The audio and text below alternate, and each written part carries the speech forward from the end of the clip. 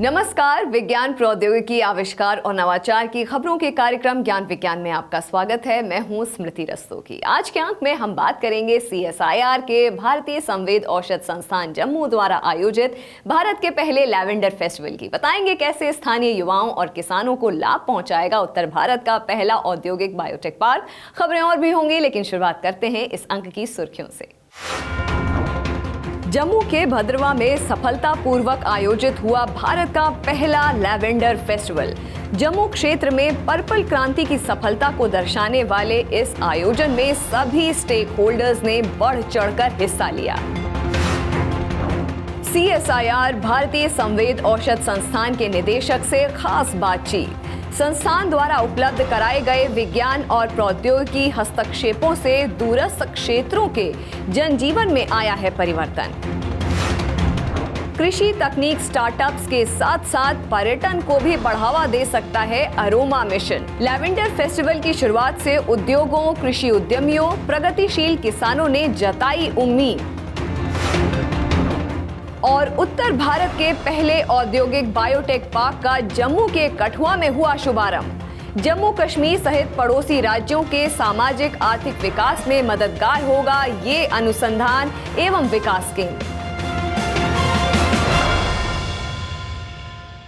और अब खबरें विस्तार से। पर्पल क्रांति यानी लैवेंडर की खेती ने जम्मू के सीमावर्ती डोडा जिले को विकास के पथ पर अग्रसर कर दिया। खासकर यहां के भद्रवा क्षेत्र में इस सुगंधित पौधे की खेती ने किसानों की आर्थिक स्थिति में व्यापक सुधार किया है। ये क्षेत्र पर्पल वैली के नाम से मशहूर हो रहा है। इसी सफलता को और विस्तार देने के उद्देश्य से पिछले दिनों भद्रवा में लैवेंडर फेस्टिवल का आयोजन किया गया। CSIR IIM द्वारा आयोजित इस समारोह में किसानों, उद्यमियों और स्टार्टअप्स ने हिस्सा लिया। कार्यक्रम पर ज्ञान विज्ञान की एक खास रिपोर्ट। केंद्रीय विज्ञान एवं प्रौद्योगिकी और पृथ्वी विज्ञान मंत्री डॉक्टर जितेंद्र सिंह द्वारा बैंगनी बैलून छोड़े जाने के साथ ही भदरवा वैली में लैवेंडर फेस्टिवल की औपचारिक शुरुआत हो गई।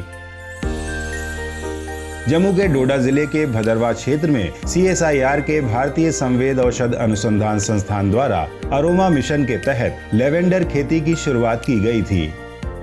इस पहल ने इस क्षेत्र में खेती को लाभ का कारोबार और अरोमा इंडस्ट्री से जुड़े व्यवसाय का केंद्र बना दिया। दोस्तों, कभी किसी ने ये कल्पना की थी, ये गुमान किया था, ये तस्वीर किया था कि भद्रवा की इस जरखेज धरती पर लैवेंडर के खेत लहराएंगे? और कभी किसी ने ये गुमान किया था कि भद्रवा का नाम हिंदुस्तान की पर्पल रेवोल्यूशन के साथ जुड़ जाएगा और भद्रवा को हिंदुस्तान की पर्पल क्रांति की राजधानी, जन्मस्थान कहा जाएगा? और ये सब इसलिए मुमकिन हुआ कि वजीर आजम बनने के बाद मोदी जी ने हल्फ लेते ही एक बात कही थी, शायद आपको याद हो कि ना याद हो। उन्होंने कहा था कि मुल्क के वो हिस्से जो किसी ना किसी तरह से मुख्य धारा से पिछड़ गए, जिनका उस तरह से विकास नहीं हो सका, तरक्की नहीं हो सकी जिस तरह से होनी चाहिए थी, उनको हम विकसित करके तरक्की याफ्ता इलाकों के स्तर पर लाएंगे। और उसी का नतीजा है ये आज का लैवेंडर फेस्टिवल। जहां पूरे क्षेत्र में किसानों ने लैवेंडर की खेती को अपनाकर पर्पल क्रांति को सफल बनाया, वहीं सुगंधित तेल निकालने के प्लांट, सुगंधित तेल के व्यवसाय ने युवाओं को उद्यमी बनाने का काम किया है। विज्ञान और प्रौद्योगिकी मंत्रालय के अधीन योजनाओं के तहत अब इस क्षेत्र को सुगंध उद्योग और स्टार्टअप हब बनाने के प्रयास शुरू कर दिए गए हैं। 25 और 26 मई को किए गए आयोजन इसी प्रयास का अगला कदम है, जिसमें लैवेंडर किसानों, कृषि उद्यमी, सुगंधित तेल उत्पादक, स्टार्टअप्स ने हिस्सा लिया।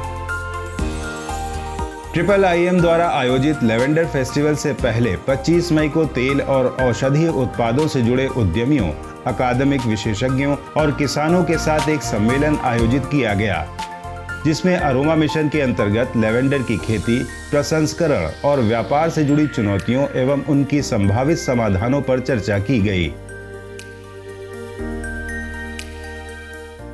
जब एक नई फसल जब आती है और उसको जब किसान लगाता है तो उसको अपनी रिवायती फसलों से उसे बदलने में बहुत हिम्मत का दिखानी पड़ती है कि कैसे मैं इसको बदलूँगा, क्योंकि एक रिस्क फैक्टर हमेशा होता है। और इन किसानों ने इसको लगाया, वैज्ञानिकों ने इनकी मदद करी, सरकार ने इनकी मदद करी, एडमिनिस्ट्रेशन और यहाँ के सब लोगों ने इसको सपोर्ट किया और एक ऐसा मॉडल प्रस्तुत किया जिसके लिए दूसरे राज्य, चाहे हिमाचल हो, उत्तराखंड हो, सिक्किम हो, सुदूर उत्तर पूर्व के अलग अलग राज्य जहाँ पर लेवेंडर का स्कोप है, वो हमें हर अगले दिन कांटेक्ट करते हैं। वो चाहते हैं कि वहाँ पर भी लेवेंडर इस तरीके से सक्सेसफुल हो। और ये जो एक role model government, public, private और हर किसी की एक पार्टनरशिप का यहाँ पर डेवलप हुआ है पर्पल रेवोल्यूशन, बैंगनी क्रांति के तौर पे, उस सब के लिए आप बधाई के पात्र हैं। वो चीज़ ही वो रेवोल्यूशन लियाना चाहिए ਜਿਹੜਾ उस सराउंडिंग उस एनवायरनमेंट ਨੂੰ सूट करता होवे। और सब तो ਵੱਧ खुशी ये है कि तीनों कंपोनेंट ਜਿਹੜੇ ने वो बड़े परफेक्ट ने। फार्मर भी चाहते ने कि असी अपनी जिहड़ी इनकम है वो डबल या 4 टाइम्स कर सकीए। और सैकेंड पार्ट है कि थाडे कोले साइंटिस्ट ने, IIM है, वो थानू टाइम टू टाइम हैल्प कर सकते हैं। थर्ड, खुद MP साहब, खुद मिनिस्टर साहब, DST के मिनिस्टर साहब चाहते हैं कि आपां इस नूं पर्पल रेवोल्यूशन च कन्वर्ट करिए। जदों ये 3 कंपोनेंट एक स्पीड च वर्क करनगे तो जो अज आपां सोचिया, जो अज आपां खुशी महसूस करते पे हैं, ये सक्सैस जरूर होगी। CSIR IIIM ने जम्मू कश्मीर के विभिन्न स्थानों पर 50 तेल निकालने की इकाइयां स्थापित की हैं, जिनसे किसानों को आसानी हुई और वो तेजी से लेवेंडर खेती से जुड़े हैं। इस खेती ने अब तक लगभग 5000 किसानों और युवा उद्यमियों को रोजगार दिया है। इस फेस्टिवल में किसानों और उद्यमियों के अनुभवों से वर्तमान स्थिति का आकलन किया गया। वहीं सुगंध उद्योग के क्षेत्र में नए विचार और अवसरों को समझने का मौका मिला। हब्स में जो पोटेंशियल है, मुझे नहीं लगता स्पेशली उत्तराखंड या हिमाचल या कश्मीर कि वो कोई और क्रॉप हमें दे सकती है। उसके पीछे छोटा सा रीज़न ये है कि हम इसे तीनों फॉर्म में बेच सकते हैं, जहाँ ड्राई फॉर्म हो, फ्रेश फॉर्म हो या फिर ऑयल फॉर्म हो।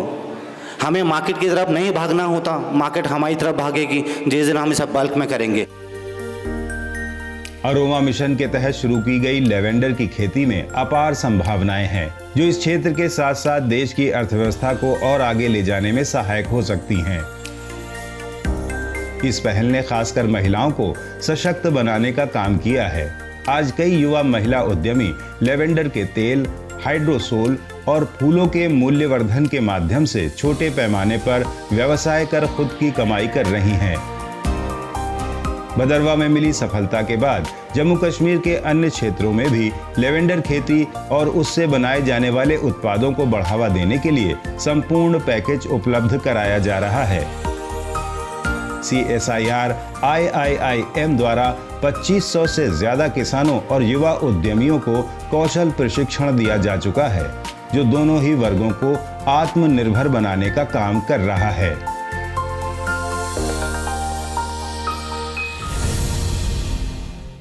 भारत के पहले लैवेंडर फेस्टिवल के दौरान हमें CSIR भारतीय संवेद औषध संस्थान जम्मू के निदेशक के साथ भी बातचीत करने का मौका मिला। इस संस्थान ने जम्मू कश्मीर क्षेत्र में लैवेंडर की खेती को बढ़ावा देने में अहम भूमिका निभाई और खासकर भद्रवा क्षेत्र को पर्पल वैली में बदलने का काम किया। आप भी सुनिए इंडिया साइंस के वरिष्ठ पत्रकार पल्लव बागला की डॉक्टर D श्रीनिवास रेड्डी के साथ ये वॉक द टॉक।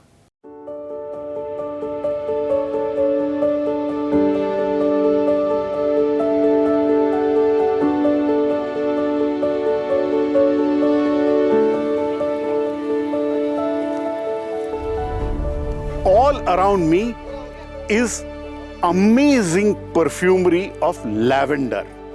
देखिए, मेरे चारों ओर लैवेंडर की खुशबू है और हम भारत की लैवेंडर नगरी में हैं, जहां से पर्पल क्रांति की शुरुआत हुई है। हमारे मेहमान डॉक्टर रेड्डी का बहुत धन्यवाद, जो कि IIIM जम्मू के निदेशक हैं, और इन्होंने इस लैवेंडर उत्पादन और पर्पल क्रांति में अपना उत्कृष्ट योगदान दिया है। purple revolution. डॉक्टर रेड्डी, कितनी खूबसूरत जगह है। Dr. Reddy, इस फसल को यहाँ तक आने में कितना समय लगा है? ये लगभग 3 साल की है, लेकिन कुल मिलाकर कुछ दशकों के शोध का नतीजा है। हमने इसकी RRL 12 नामक एक नई किस्म विकसित की है। ये किसानों में वितरित की गई और फिर इसमें सबकी दिलचस्पी बढ़ गई और अब ये हर जगह फल फूल रही है। ये पौधा इतना छोटा है, ये स्थान वास्तव में मुझे दक्षिणी फ्रांस या यूरोप में होने का एहसास कराता है। in Europe, literally. बिल्कुल, ये लगभग यूरोप की तरह है। स्थान, गंध, वातावरण, ये बहुत अद्भुत है। Absolutely amazing. And the बिल्कुल light अद्भुत purple color, और हल्का बैंगनी रंग बैंगनी क्रांति की शुरुआत कर रहा है और इसमें हमारे विज्ञान मंत्री डॉक्टर जितेंद्र सिंह का अहम योगदान है, जो इस क्षेत्र के स्थानीय सांसद भी हैं। तो हम जानना चाहेंगे कि लैवेंडर का क्या उपयोग किया जाता है। बेशक, लैवेंडर का इस्तेमाल कई कामों में किया जाता है। मुख्य रूप से तेल के लिए इस्तेमाल किया जाता है। वैसे ये बहुउद्देशीय है। सूखे फूलों का इस्तेमाल सजावट के लिए किया जाता है। यहाँ तक कि इसका औषधीय महत्व भी है। लैवेंडर के बहुत सारे उपयोग हैं। लेकिन जब किसान इसे अपने खेतों में उगा रहे हैं, तो क्या किसान इसे अपना भी रहे हैं? हाँ, शुरू में कुछ रुकावट थी, लेकिन जब हमने उन्हें बताया कि ये उनकी पारंपरिक फसलों की तुलना में आय में 4 से 8 गुना वृद्धि दे रहा है, तो अब हर कोई हमें बुला रहा है, रोपण सामग्री के लिए कह रहा है। इसलिए ये बहुत लोकप्रिय होती जा रही है। I'm told this plant, मुझे बताया गया है कि यह पौधा उन क्षेत्रों में है जहां फसल को वन्य जीवों द्वारा खाया या नुकसान पहुंचाया जाता है। ये बहुत लोकप्रिय है और उन क्षेत्रों में भी जहां पानी की उपलब्धता कम है। हाँ, बिल्कुल। कोई भी जानवर, यहाँ तक कि बंदर भी इसके पास नहीं आते हैं और इस तरह ये सुरक्षित जगह भी है और उन्हें पानी भी नहीं चाहिए। how much can they earn? लेकिन वो इस फसल के 1 लीटर या किलो तेल से कितना कमा सकते हैं? 1 लीटर से 10,000 रुपए। ये तो बहुत सारा पैसा है और ये किसानों को अच्छा मूल्य देता है, जो कि प्रधानमंत्री द्वारा किसानों की आय को दोगुना करने की बात को सच कर रहा है। Narendra Modi has been asking is doubling. दुगना ही नहीं, बल्कि 4 से 5 गुना बढ़ रहे हैं। तो सिर्फ एक फसल से 4 से 5 गुना आमदनी ले रहे हैं। Just from सही। one crop. Right. कमाल है। Amazing. और अभी तक कितने किसानों ने इसे अपनाया है? Adopted this. बहुत किसानों ने। मेरे पास अभी सटीक गिनती नहीं है, लेकिन बहुत सारे किसानों ने इसे अपनाया है। और डोडा जैसी जगह को देखते हुए मुझे बताया गया है कि लगभग 200 एकड़ भूमि पर इसकी खेती की जाती है। You are a chemist. आप एक केमिस्ट हैं। अब इस खूबसूरत फूल से तेल कैसे निकाला जाता है? ये आसवन विधि या डिस्टिलेशन द्वारा है। हमारे पास आसवन संयंत्र है। मैं दिखाऊंगा जब हम अन्य स्थान पर जाएंगे। भाप आसवन द्वारा और लेवेंडर तेल रसायन प्राप्त करने के लिए भिन्नात्मक आसवन या फ्रैक्शनल डिस्टिलेशन और लेवेंडर तेल जो कि बहुत अधिक मूल्य का है, इसलिए इससे मूल्यवर्धन भी है। So you not only तो get आपको सिर्फ लैवेंडर आधारित परफ्यूम ही नहीं मिलते हैं, क्या इसका उपयोग अरोमा थेरेपी के लिए भी किया जा सकता है? called aromatherapy. हाँ, बिल्कुल। मैं आपको बता सकता हूँ कि CSIR IIIM नींद संबंधी विकारों के लिए अरोमा थेरेपी के प्रयोग कर रहा है। इसलिए मुझे बताया गया कि बहुत से लोग इसका उपयोग करते हैं। जो लोग नींद ना आने की समस्या से पीड़ित हैं, वो तकिए पर 1-2 बूंद डालते हैं और वो खुशी से सो जाते हैं। तो हम उसके साथ कुछ परीक्षण कर रहे हैं। तो इस सुगंध और ऊपर और नीचे चढ़ने के बाद आज रात आपको और मुझे अच्छी नींद आने की संभावना है। हाँ, बिल्कुल। तो आप यहाँ पर बिस्तर लगा सकते हैं। तो ये देश और CSIR के लिए अरोमा मिशन का हिस्सा है। हाँ, ये प्रधानमंत्री का विजन है। 7-8 साल पहले उन्होंने अरोमा मिशन शुरू किया था। नरेंद्र मोदी जी अरोमा मिशन के एक हिस्से के रूप में कई CSIR की प्रयोगशालाएं शामिल हैं। CSIR CIMAP और CSIR IIIM, CSIR IHBT, CSIR NBRI की तरह अन्य प्रयोगशालाएं कई फसलों के लिए शामिल हैं और लेवेंडर इन फसलों में से एक है। क्या यह फसल खराब मिट्टी वाले क्षेत्रों में उगाई जा सकती है जहां बंजर भूमि है? Areas which have degraded soils, where it's kind of wasteland. हाँ, आप इस भूमि को देखते हैं। मुझे नहीं लगता कि आप इसे अन्य खेती के लिए उपयोग कर सकते। ये लगभग बंजर भूमि की तरह है और आपको किसी अन्य सुरक्षा की आवश्यकता नहीं है। So would it be right if I said क्या यह सही होगा यदि मैं कहूं ये वास्तव में CSIR IIIM द्वारा लाई गई लैब टू लैंड का उदाहरण है? ठीक यही मैं बता रहा था। दशकों के शोध कार्य द्वारा विकसित RRL 12 नामक किस्म लैब में विकसित की और खेत में लाई गई। ये मूल रूप से प्रयोगशाला से खेत में का ही उदाहरण है। हमारे चारों ओर सुंदर लैवेंडर के खेत और साथ इतना सुंदर हिमालय। हमसे बात करने और लैवेंडर की सुंदरता और अरोमा मिशन को समझाने के लिए बहुत बहुत धन्यवाद। and the aroma mission? Nice meeting you. Thanks a lot. Thank you. So that was Dr. Reddy. तो ये थे डॉक्टर रेड्डी, हमें जम्मू कश्मीर में हो रही बैंगनी क्रांति के बारे में बता रहे थे। लैवेंडर के फूल दिव्य सुगंध देते हैं और लैवेंडर एक खूबसूरत परफ्यूम है। ज्यादातर लोग जानते हैं कि लैवेंडर यूरोप से आ रहा है। आज जम्मू कश्मीर में बैंगनी क्रांति फैल रही है। The purple revolution is sweeping through Jammu and Kashmir.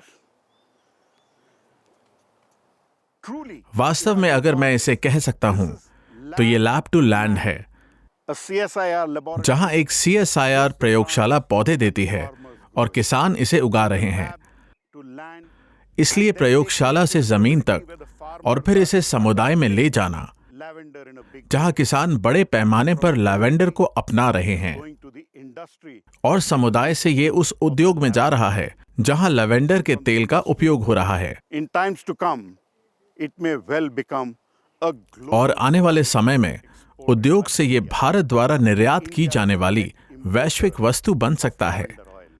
आज भारत लैवेंडर तेल का आयात करता है, लेकिन अगर बैंगनी क्रांति भारत में फैलती है तो देश लैवेंडर तेल का निर्यातक बन सकता है। आने वाले समय में डोडा को बैंगनी क्रांति की शुरुआत के स्थान से जाना जाएगा और भद्रवाह को लैवेंडर नगरी से। purple revolution for India.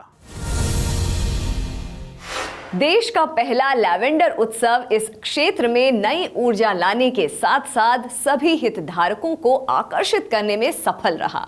उद्योग जगत के प्रतिनिधि, शिक्षाविद, सुगंधित पौधों की खेती करने वाले किसान, सुगंधित तेल के उत्पादक पर्पल क्रांति की सफलता का प्रदर्शन देखकर काफी प्रोत्साहित हुए। हमने ऐसे ही कुछ प्रतिभागियों से बातचीत की और विज्ञान और प्रौद्योगिकी मंत्रालय के इस अनूठे प्रयास के महत्व पर उनकी राय मांगी। आइए सुनते हैं हितधारकों के विचार।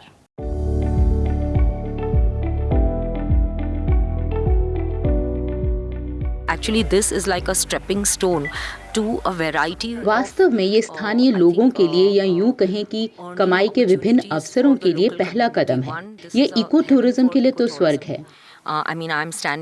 मैं लैवेंडर के खेतों में खड़ी हूँ और इसकी सुगंध को महसूस कर सकती हूँ और ये मुझे बहुत पसंद आ रही है। मैं यहाँ बैठकर तनाव मुक्त होना चाहूंगी क्योंकि आज का जीवन बहुत ही व्यस्त है और तनावपूर्ण है और ये एक आत्मिक चिकित्सा की तरह है। साथ ही इस तेल के कई फायदे हैं। इसके अलावा कॉस्मेटिक उपयोग भी बहुत हैं और कुछ औषधीय मूल्य भी हैं। मुझे लगता है सुगंधित पौधों की खेती से और अरोमा मिशन से जैसे जैसे इसमें और फसलें जुड़ती जाएंगी, इससे न केवल किसानों को अतिरिक्त आय होगी बल्कि अन्य वैकल्पिक व्यवसाय भी बढ़ेंगे। Other alternative businesses. 100% ये जो भद्रवाह में जो एक फेस्टिवल हो रहा है, इससे एक तो लाइमलाइट में आएगा, लोगों को पता चलेगा कि यहाँ पे लैवेंडर फ्लावर ग्रो कर रहे हैं प्रॉपरली। और क्योंकि सभी को ये पता है कि फ्रांस और बाहर यूरोप के कंट्रीज़ में हो रहा है, लेकिन अगर इतना अच्छा ग्रो कर रहा है यहाँ पे तो टूरिज़्म हेल्प करेगा यहाँ भद्रवाह के लोगों को और जो उनकी मेहनत है वो रंग लाएगी। और इसी ही कंसेप्ट पे हम लोग भी सोच रहे हैं, हमने भी पहल की है जो हम चंपावत में भी कर रहे थे। लेकिन ये जो यहाँ ग्रो कर रहे हैं ये बहुत अच्छा कर रहे हैं, तो मुझे उम्मीद है कि टूरिज़्म आगे इनको बेनिफिट देगा। जो शुरुआत हुई थी लेवेंडर की वो यहीं से हुई थी और आज हमारे चारों तरफ लेवेंडर ही लेवेंडर है। तो इस फेस्टिवल से ये फ़ायदा होगा कि इससे टूरिज़्म को बढ़ावा मिल सकता है। हमारे यहाँ पे टूरिज़्म के लिए जगह भी बहुत अच्छी है कि जहाँ टूरिज़्म हट बन सकते हैं और बाहर से लोग आके वहाँ पे रह सकते हैं और हमारे चारों तरफ जो लेवेंडर है वो उसको देख सकते हैं। हमें इसका प्रचार नए नए तरीकों से करना होगा और इसे नई नई तरह से पेश करना होगा, क्योंकि इसके उपयोग पर्याप्त हैं, बल्कि उपयोग असीमित हैं। लेकिन प्रचार और निरंतर प्रचार एक सफल मिशन की कुंजी है, जिसकी एक अच्छी शुरुआत हुई है।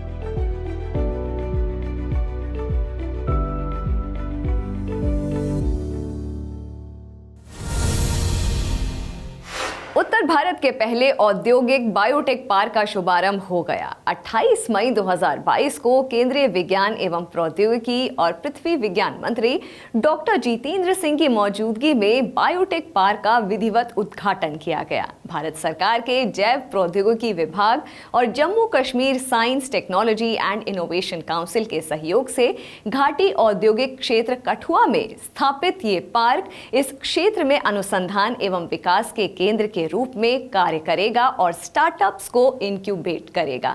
ज्ञान विज्ञान की एक खास रिपोर्ट। 28 मई 2022 न सिर्फ जम्मू कश्मीर बल्कि उत्तर भारत के विकास की गाथा में एक मील के पत्थर की तरह स्थापित हो गया। इस दिन उत्तर भारत के पहले औद्योगिक बायोटेक पार्क का शुभारंभ हो गया। कठुआ के घाटी क्षेत्र में तैयार हो चुके इस अत्याधुनिक अनुसंधान एवं विकास केंद्र का उद्घाटन क्षेत्रीय सांसद और केंद्रीय विज्ञान एवं प्रौद्योगिकी और पृथ्वी विज्ञान मंत्री डॉक्टर जितेंद्र सिंह ने किया। इस मौके पर जिला प्रशासन के लोगों सहित भारत सरकार के प्रधान वैज्ञानिक सलाहकार प्रोफेसर अजय कुमार सूद, जैव प्रौद्योगिकी विभाग के सचिव और CSIR महानिदेशक डॉक्टर राजेश गोखले, पृथ्वी विज्ञान मंत्रालय के सचिव डॉक्टर M रविचंद्रन, विज्ञान एवं प्रौद्योगिकी विभाग के सचिव डॉक्टर S चंद्रशेखर भी मौजूद रहे। जम्मू कश्मीर बहुमूल्य प्राकृतिक संपदा, बायोडायवर्सिटी और खास किस्म की सुगंधित और औषधीय खेती का केंद्र है। इसी संपदा को विकास का आधार बनाने के लिए भारत सरकार की पहल पर जैव प्रौद्योगिकी विभाग और Jammu Kashmir science technology and innovation council ने संयुक्त रूप से इस केंद्र शासित प्रदेश में 2 औद्योगिक बायोटेक पार्क की नींव डाली थी, जिसमें से एक कश्मीर के हंदवाड़ा में और दूसरा जम्मू क्षेत्र के कठुआ जिले में बनाया जा रहा था। इन्हीं में से कठुआ जिले में बना यह पार्क अब काम करने के लिए पूरी तरह तैयार है। यह केंद्र वैज्ञानिकों, स्टार्टअप को नवीन अनुसंधान और विकास की सुविधा देगा, साथ ही क्षेत्रीय किसानों को भी लाभ पहुंचाएगा। आज का दिन बड़ा ऐतिहासिक दिन है। आज जम्मू कश्मीर भारत के नक्शे पर उभर कर आया है, जिस तरह से पहले कभी ना उभरा था। आज कठुआ हिंदुस्तान के उन चुनिंदा शहरों में 9 या 10 शहरों में शुमार हुआ है जहां पर के इंडस्ट्रियल बायोटेक पार्क स्थापित की जा रही है। उत्तर भारत की पहली। ना केवल ये सुविधा और सेवा जम्मू कश्मीर के लिए उपलब्ध रहेगी, बल्कि पड़ोसी राज्य हिमाचल प्रदेश और पंजाब के लिए भी।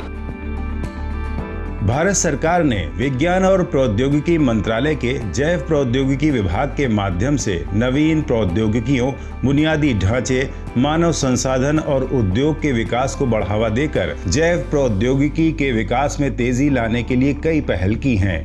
विभिन्न राज्यों में स्थापित किए जा रहे बायोटेक पार्क इसी पहल की एक कड़ी हैं, जो नवाचार और प्रौद्योगिकी विकास की दिशा में वैज्ञानिकों, छात्रों, शोधकर्ताओं, स्टार्टअप और छोटे तथा मध्यम उद्योगों को पायलट संयंत्र अध्ययन की सुविधा प्रदान करेंगे। कठुआ से शुरू हो रहा यह बायोटेक पार्क जम्मू कश्मीर और लद्दाख की जैव विविधता, औषधीय और सुगंधित पौधों पर शोध के अवसरों के साथ हरित श्रेणी के व्यवसायों को बढ़ावा देगा और बाहरी उद्योगों से जुड़ने की सुविधा भी प्रदान करेगा।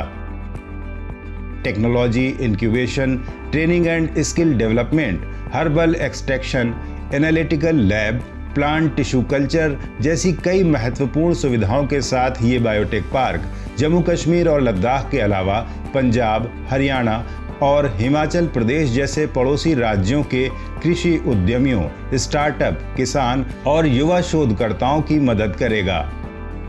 योजना के अनुसार पार्क द्वारा हर साल लगभग 25 स्टार्टअप तैयार किए जाएंगे और 500 से ज्यादा युवाओं को उद्योगों में प्रशिक्षित करने के लिए कार्यशालाएं आयोजित की जाएंगी।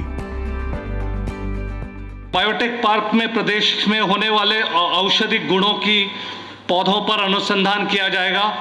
स्थानीय किसान, पढ़े लिखे युवा जो नया उद्योग लगाना चाहते हैं, उनके ऐसे उद्योग में जो उनके अपने उत्पादों और दुनिया के सामने रखना चाहते हैं, ये एक बहुत बड़ा प्लेटफॉर्म है इन लोगों के कार्य करने के लिए। ये बहुत ही महत्वपूर्ण है इस जगह के उत्थान के लिए, इसकी प्रोग्रेस के लिए, और ये बहुत इसलिए भी ज़रूरी है कि J&K की एक बहुत ही विशेषता है इसकी सारी अच्छा वातावरण, नए नए हर्ब्स और प्लांट्स, डिफरेंट तरह के सारे इकोसिस्टम में।